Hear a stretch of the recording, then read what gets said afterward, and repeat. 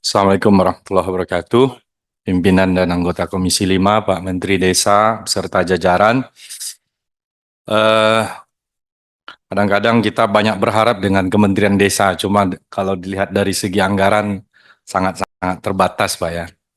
Ini saya ngusulkan saja, Pak. Ini kan memang Menteri Desa ya bisa saja bertukar, bisa saja tetap. Tetapi kan yang namanya dirjen, segala stafnya masih sana.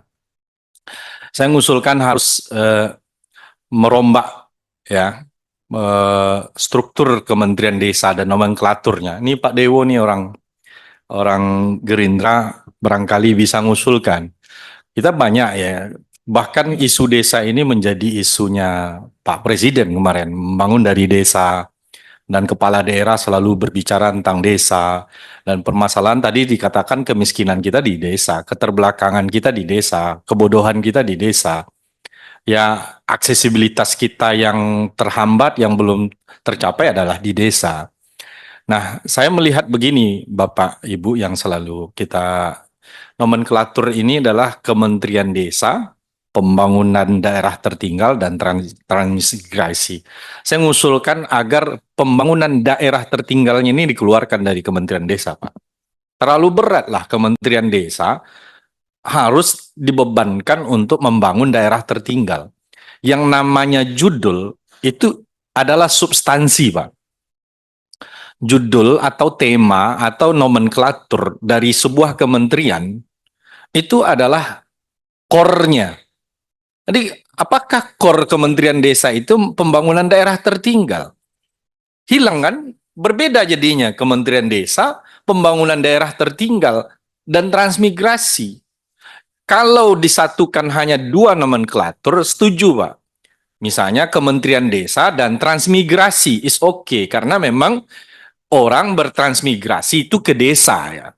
Ya, nanti akan menjadi kelompok masyarakat yang pada akhirnya menjadi desa. Kan begitu. Tetapi kalau dibuat nama nomenklaturnya Kementerian Desa dan Daerah Tertinggal ini rancu, Pak.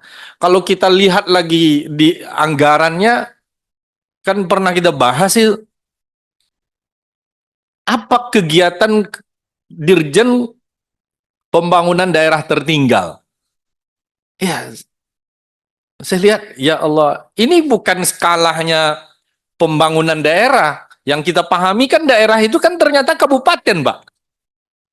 Ya kan lalu kita berkilah bahwasanya kabupaten tanggung jawabnya. Iya, makanya keluarkan dari Kementerian Desa. Cukup dua saja, Kementerian Desa dan Transmigrasi. Nah, desa itu bisa nanti pembangunannya. Nah, kalau saya boleh ngusulkan ini sebetulnya Kementerian PU terlalu gemuk, Pak. Kementerian PU itu mengatur urusan triliunan, ratusan triliun, dengan sampai urusan 200 juta, Pak. 200 juta itu diurus oleh Kementerian PU. Harusnya itu diurus oleh Kementerian Desa, begitu. Nah, saya berpikirnya begitu. Kementerian Desa yang memang basisnya adalah basis pemberdayaan masyarakat, IBM infrastruktur berbasis masyarakat, melibatkan masyarakat di desa, itu diurus oleh Kementerian Desa. Jadi betul-betul fokus Kementerian Desa itu adalah membangun desanya. Ini sekarang enggak, ya. Orang mengira membangun desa itu konotasinya yang membangun itu tanggung jawabnya adalah Kementerian Desa. Tetapi ternyata itu terlalu banyak yang masuk kan.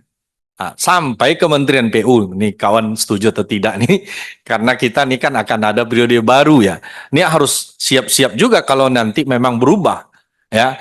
Kalau di beberapa dirjen kegiatan beberapa dirjen itu sudah oper saja ke Kementerian Desa sehingga betul-betul bisa dipertanggungjawabkan oleh Kementerian Desa itu bahwa sekian tahun yang akan datang